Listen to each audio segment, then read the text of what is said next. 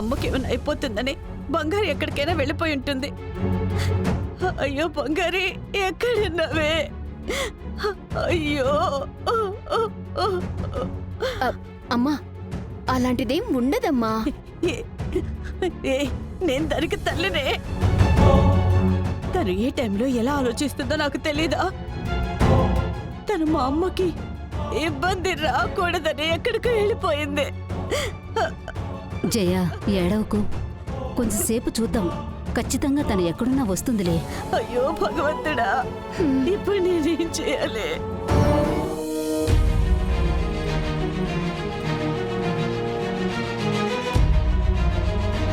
నువ్వు నన్ను లవ్ చేసావు కదా, నువ్వు నాతో చెప్పావు బంగారి, లవ్ చేసిన అబ్బాయిని ఎవరైనా మోసం చేస్తారా అని. కానీ నువ్వే చేసావు కదా. అంటే నేనా ద్రోహాన్ని తట్టుకున్నా, కానీ జాను మాత్రం అలా తట్టుకోగలదో లేదో తెలీదు. నువ్వు ఒక పని చేయి, జానుకి ఏదైనా మంచి చెయ్యాలి అని అనుకుంటే తన లైఫ్ నుంచి పర్మనెంట్గా వెళ్ళిపో.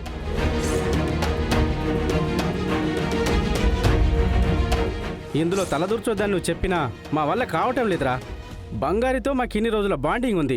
బంగారి కనపట్లేదంటే మా మనసుకు ఎంత కష్టంగా ఉందో తెలుసా? మేము అన్ని చోట్ల ఎంక్వైరీ చేసి చూసాం. ఎవరికి బంగారు సిస్టర్ గురించి తెలియలేదు. చాలా భయంగా ఉంది బావా.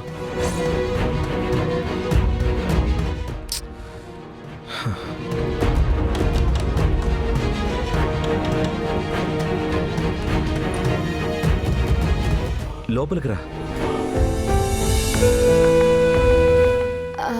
బావా, అక్క గురించి ఏమైనా తెలిసిందా?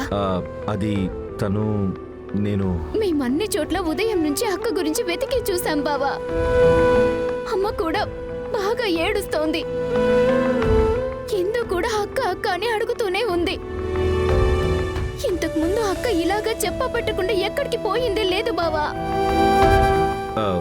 లేదు, తను పక్కనే ఎక్కడికైనా ఫ్రెండ్స్ దగ్గరికి వెళ్ళి ఉంటుందేమో. ఈ ఊర్లో అక్కకి ఫ్రెండ్స్ అంటూ ఎవరున్నారు బావా? ఈ ఊర్లో తనకి తెలిసింది ఒక్కటే, ఆఫీస్. అదైపోయాక ఇల్లు. మీరు అక్కని వెతకరని తెలుసు బావా, కానీ మనసు ఆగలేదు. ఇంతకు ముందు ఎవరో తనని కొట్టడానికి వచ్చారు.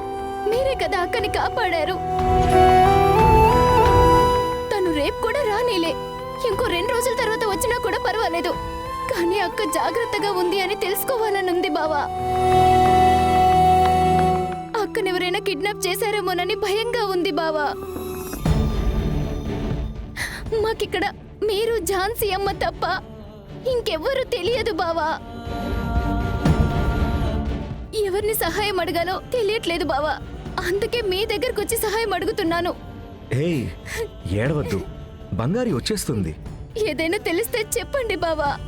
సరే, తను నేను చెప్తానులే. ఆంటీని దేనికి కంగారు పడద్దని చెప్పు. అలాగే బావా, నేను చేస్తాను.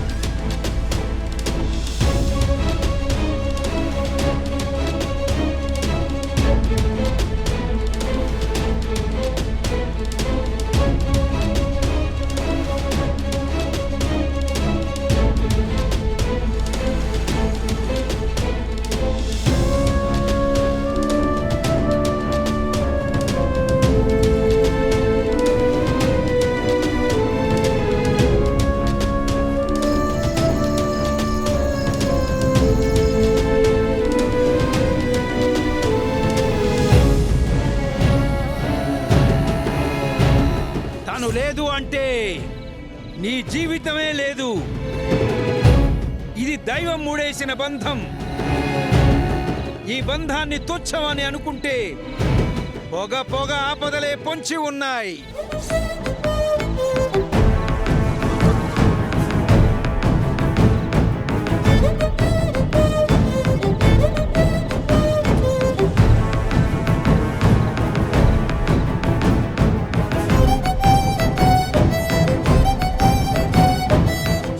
ఎప్పుడు ఈ అమ్మాయి మనసుకి తగ్గట్టు నడుచుకుంటావో, నువ్వు ఎప్పుడు ఈ అమ్మాయితో కలిసి బతకటం మొదలు పెడతావో అప్పటి నుంచి నీకు అంతా మంచిగానే జరుగుతుంది.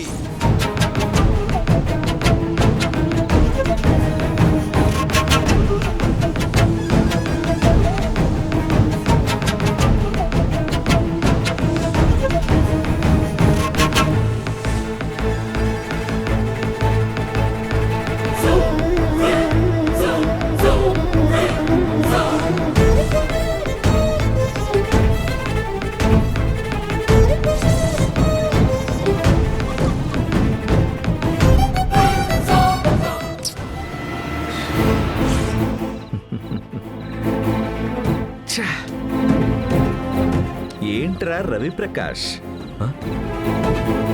అంతలా కంగారు పడిపోతున్నావు? అంత షాక్ అవ్వకు. అవును, నీకు బంగారి అంటే అసలు నచ్చదు కదా. తను వెళ్ళిపోతే నీకు సంతోషమే కదా. బాగా సంతోషంగా ఫీల్ అవ్వాల్సిన వాడు కదా. ఇప్పుడెందుకో కంగారు పడుతున్నావు? నేనేమీ తన మీద ప్రేమతో వెతకట్లేదు. మరి ఏదో హ్యుమానిటీతో అంతే. ఓ, మానవతా దృక్పథం. ఇదే కనుక నీ పక్క వీధిలోనో పక్కింట్లోనో ఎవరైనా కనబడకుండా పోయింటే ఇంతగా కంగారు పడి వెతుకుతావా? అవును, నీతో పాటు సంయుక్త అని ఒక అమ్మాయి ఉండాలి. తను కనబడకుండా పోతే ఇలాగే కంగారు పడి వెతుకుతావా? అసలు ఏంట్రా నీ సమస్య? నువ్వే నా సమస్య. ఏరా, మనసులో ఒకలాగా బయటికేమో ఇంకొకలాగా నటించి నిన్ను నువ్వే మోసం చేసుకుంటున్నావు కదరా. తన మీద నీకు నిజంగానే ప్రేమ లేదా, ఆప్యాయత లేదా? తనకంటూ ఏదైనా కష్టం వస్తే నీ మనసు కలుక్కుమనదు. అయితే అయితే అంటే దీనికి అర్థం ఏంటి? ఏ అర్థం లేదు. బంగారి నా ఇంట్లో ఉన్న ఒక అమ్మాయి. తన అమ్మ మీద, తన ఫ్యామిలీ మీద నాకు చాలా మర్యాద ఉంది. తనకేమైనా అయితే వాళ్ళు ఫీల్ అవుతారు కదా, అందుకనే నేను వాళ్ళకి హెల్ప్ చేస్తున్నానంతే. ఒప్పుకోవు కదా?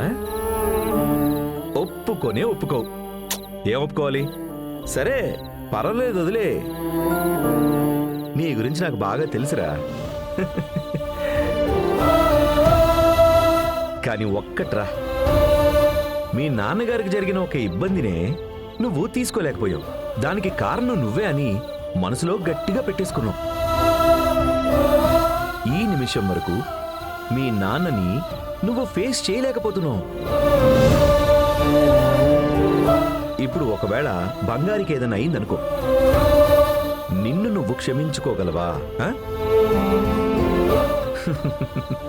బెట్టు కట్టి చెప్తాను, అస్సలు నువ్వు క్షమించుకోలేవురా. రేయ్, ఇప్పుడు నువ్వు నన్ను వదిలేసి పోతావా లేదా? ఎందుకురా నన్ను టార్చర్ పెడతావు? బంగారికి ఏమీ కాదు, తనని నేను కనిపెడతాను. Okay okay, cool cool cool, నేను వెళ్ళిపోతానులే.